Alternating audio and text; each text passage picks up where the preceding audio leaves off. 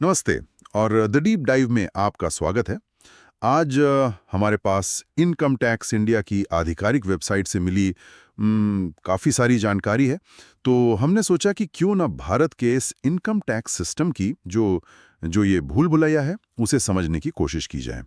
हमारा मिशन आज ये समझना है कि टैक्स की दरें अलग-अलग लोगों के लिए कैसे बदलती हैं। मतलब एक आम नौकरी पेशा इंसान, एक सीनियर सिटीजन या फिर एक बहुत बड़ी कंपनी।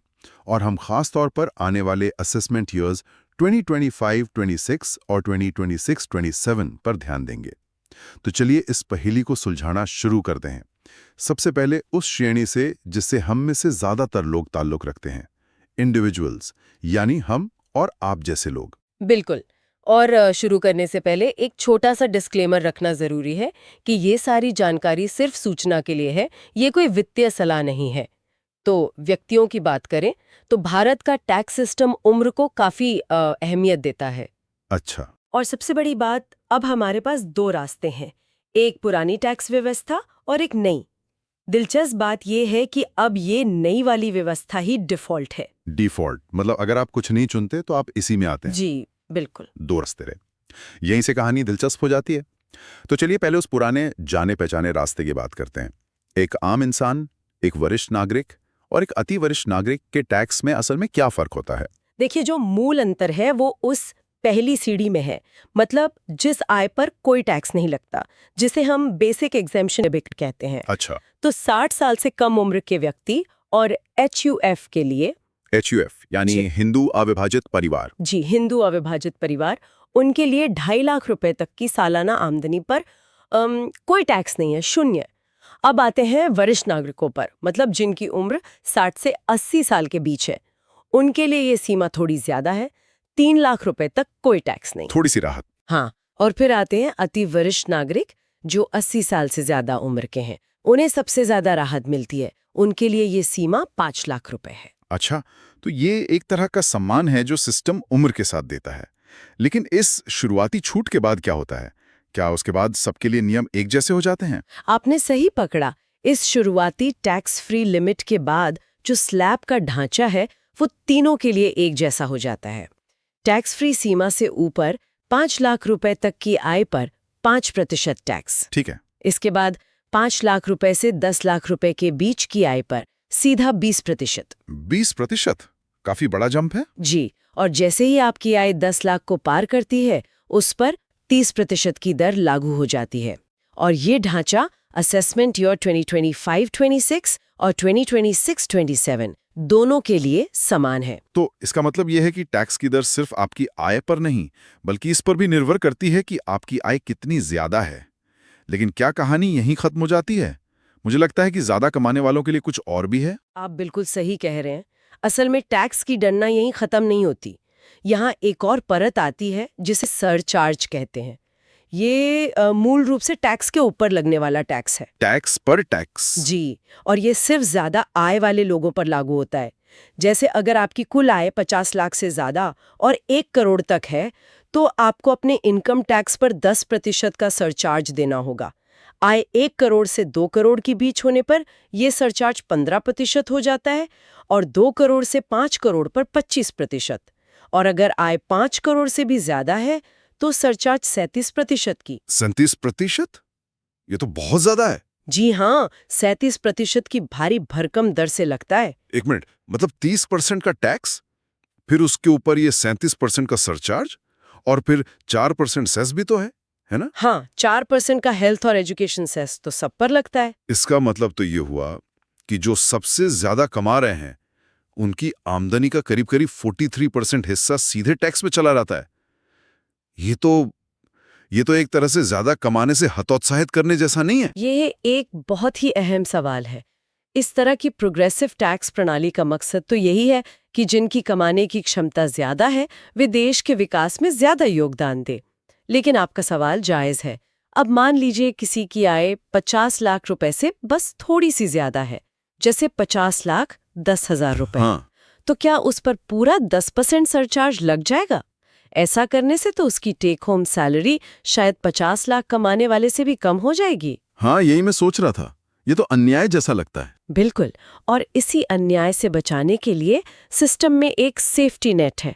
उसे कहते हैं मार्जिनल रिलीफ या सीमांत राहत। सीमांत राहत? जी, इसका सीधा साधा नियम है, सरचार्ज की वजह से आपका जो अतिरिक्त टैक्स है वो आपकी अतिरिक्त आय से ज्यादा नहीं हो सकता। मतलब 50 लाख से ऊपर आपने जो 10,000 रुपए कमाए, आपका बढ़ा हुआ टैक्स उस 10,000 रुपए से ज्यादा नहीं होगा। अच्छा, तो ये एक बहुत जरूरी प्रावधान में जो सिस्टम को निष्पक्ष बनाता है। ये तो समझ आया। तो सरचार्ज और सेस के बाद क्या पुरानी व्यवस्था में छोटे करदाताओं के लिए कोई और राहत है? हाँ, एक और बहुत महत्वपूर्ण राहत है।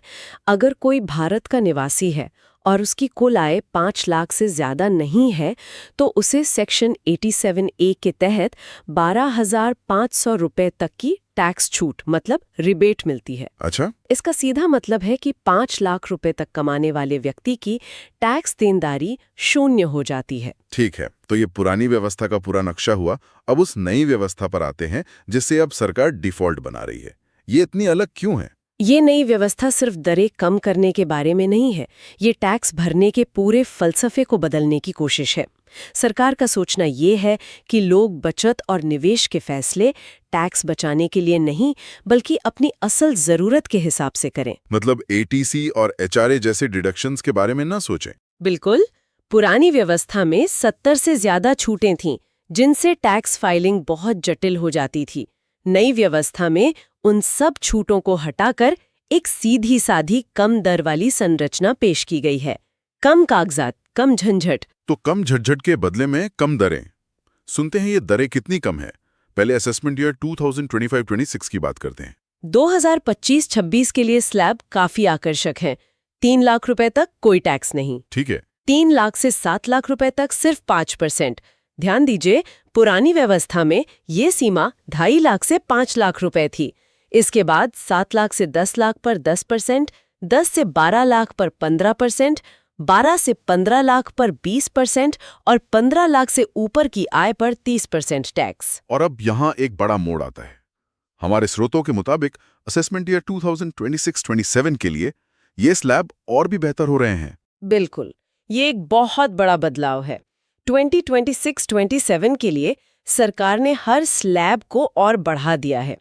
इसका मोटा मोटा मतलब ये है कि पहले के मुकाबले अब आपकी ज्यादा आमदनी पर कम टैक्स लगेगा। जैसे कि अब 4 लाख तक कोई टैक्स नहीं होगा। और सबसे बड़ी खबर ये है कि जहां AY 2025-26 में 7 लाख तक की आय प्रभावी रूप से टैक्स फ्री थी, हाँ, AY 2026-27 के लिए ये सीमा बढ़कर 12 लाख हो गई है। 12 लाख? जी, 12 लाख। ये मध्यम वर्ग के लिए एक बहुत बड़ी राहत है। 12 लाख तक कोई टैक्स नहीं, ये तो बहुत बड़ी बात है। ये कैसे काम करता है? क्या ये भी पुरानी व्यवस्था की तरह रिबेट के जरिए होता है? हाँ, ये रिबेट का ही कमाल है, लेकिन यहाँ नियम ज्यादा उदार है। AY 2025-26 के लिए 7 लाख तक की आय पर 25,000 रुपए की रिबेट है, जो आपकी टैक्स देनदारी को शून्य कर देती है। और AY 2026-27 के लिए ये रिबेट बढ़कर 60,000 रुपए हो जाती है, जो 12 लाख तक की आय पर लगने वाले टैक्स को खत्म कर देती है। और एक और बात, जो लोग इस नई सरल व्यवस्था को चुनते हैं, उन पर ऑल्टरनेट मिनिमम टैक्स या AMT लागू नहीं होता, है ना? सही कहा, उन पर AMT के प्रावधान लागू नहीं होते। चलिए एक उदाहरण लेते हैं इससे बेहतर समझने के लिए। मान लीजिए 2 दोस्त हैं, रिया और समीर। दोनों 10 लाख रुपए कमाते हैं। रिया पुरानी व्यवस्था चुनती है क्योंकि उसने होम लोन, बीमा वगैरह में निवेश किया है, जिससे उसे करीब 2 लाख रुपए की छूट मिलती है। ठीक है। और समीर को कोई झंझट नहीं चाहिए, इसलिए वो नई व्यवस्था में है। आखिर में किसकी जेब में ज्यादा पैसा बचेगा? ये एक बेहतरीन उदाहरण है। रिया पुरानी व्यवस्था में 2 लाख रुपए की छूट के बाद 8 लाख रुपए की टैक्सेबल आय पर टैक्स देगी। और समीर? समीर नई व्यवस्था में बिना किसी छूट के पूरे 10 लाख रुपए पर टैक्स देगा। लेकिन यहाँ एक ट्विस्ट है। गणना करने पर रिया का टैक्स लगभग 75,400 रुपए बनेगा। अच्छा। जबकि समीर, जिसकी टैक्सेबल आय ज्यादा है, नई व्यवस्था की कम दरों की वजह से सिर्फ 62,400 रुपए का टैक्स देगा। तो इस मामले में समीर को फायदा हुआ। अरे वाह! तो मतलब ये जरूरी नहीं कि छूट लेने वाला हमेशा फायदे में रहे। बिल्कुल नहीं। अब हर किसी को अपनी कटौतियों और निवेशों के हिसाब से गणना करनी होगी। तो एक आम इंसान के लिए तो ये दो रास्ते हैं, लेकिन भारत की अर्थव्यवस्था तो सिर्फ नौकरी पेशा लोगों से नहीं चलती।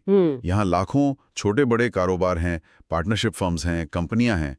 क्या उनके लिए भी सिस्टम इतना ही पेचीदा है? उनके लिए सिस्टम पेचीदा तो है, लेकिन अलग तरीके से।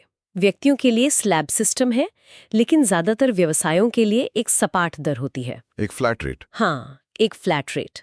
जैसे कि पार्टनरशिप फर्म, जिसमें आजकल लोकप्रिय LLP भी शामिल है, और स्थानीय प्राधिकरण, इनके लिए टैक्स की दर सीधी 30% है, कोई स्लैब नहीं।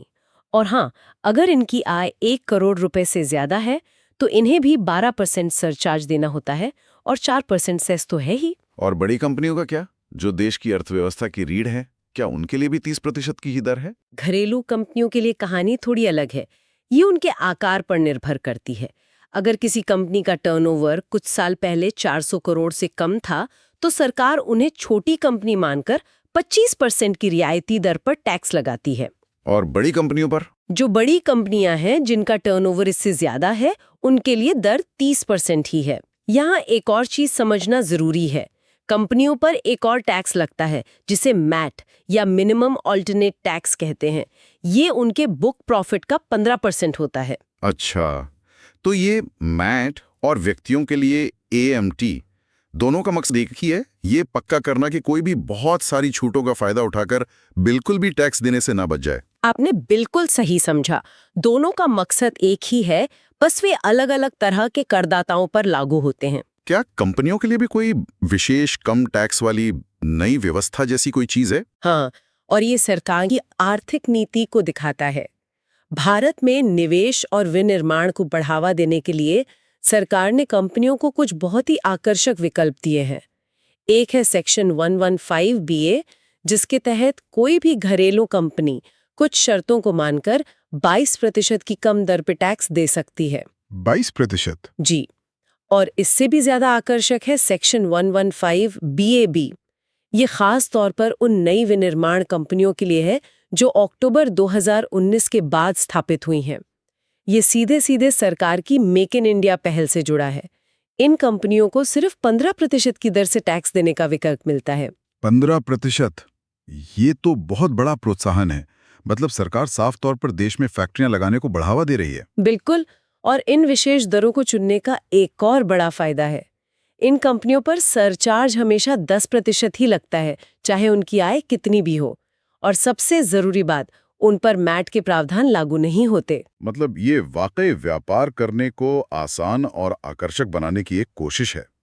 ये तो घरेलू कंपनियों की बात हुई। उन विदेशी कंपनियों का क्या, जो भारत में काम करती हैं, और सहकारी समितियां? विदेशी कंपनियों के लिए दरें स्वाभाविक रूप से ज्यादा हैं। कुछ आय जैसे रॉयल्टी पर ये 50% है, और बाकी आय पर 35%। ये एक तरह से सुनिश्चित करने का तरीका है कि जो कंपनियां भारत से मुनाफा कमा रही हैं, वे यहाँ के विकास में उचित योगदान भी दें। और जहाँ तक सहकारी समितियों का सवाल है, उनके लिए भी कंपनियों की तरह 22% और नई विनिर्माण सहकारी समितियों के लिए 15% की वैकल्पिक कम टैक्स वाली व्यवस्थाएं मौजूद हैं। तो आज की इस गहरी पड़ताल से ये तो साफ है कि भारत का टैक्स सिस्टम कोई सीधी सड़क नहीं है, बल्कि कई मोड़ और चौराहों वाला एक जटिल नेटवर्क है। बिल्कुल। ये सिर्फ एक टैक्स दर नहीं है, ये स्लैब, सरचार्ज, सेस, छूट, इन सब का एक जाल है। और व्यक्तियों के लिए दो अलग-अलग रास्तों का विकल्प इसे और भी दिलचस्प बना देता है। जी। और ये प्रणाली सिर्फ सरकारी खजाने को भरने का एक तरीका नहीं है। ये सोचने वाली बात है कि कैसे सरकार नई विनिर्माण कंपनियों को 15% या सहकारी समितियों को कम टैक्स दरों की पेशकश करके कुछ विशेष आर्थिक गतिविधियों को प्रोत्साहित कर रही है। हाँ, ये टैक्स को एक नीतिगत उपकरण, एक पॉलिसी टूल के रूप में दिखाता है, जिसका इस्तेमाल अर्थव्यवस्था को एक निश्चित दिशा देने के लिए किया जाता है। चलते चलते हम श्रोताओं के लिए एक विचार छोड़ जाते हैं। टैक्स की ये अलग-अलग दरें और नियम किसी व्यक्ति या कंपनी के वित्तीय फैसले लेने की प्रक्रिया को कैसे प्रभावित करते होंगे? कहाँ निवेश करना है, कितना बचाना है, कौन सी टैक्स व्यवस्था चुननी है, या फिर क्या भारत में एक नई फैक्ट्री लगानी है? ये सब फैसले कहीं ना कहीं इन नंबरों से जुड़े हैं। इस पर जरूर सोचिएगा।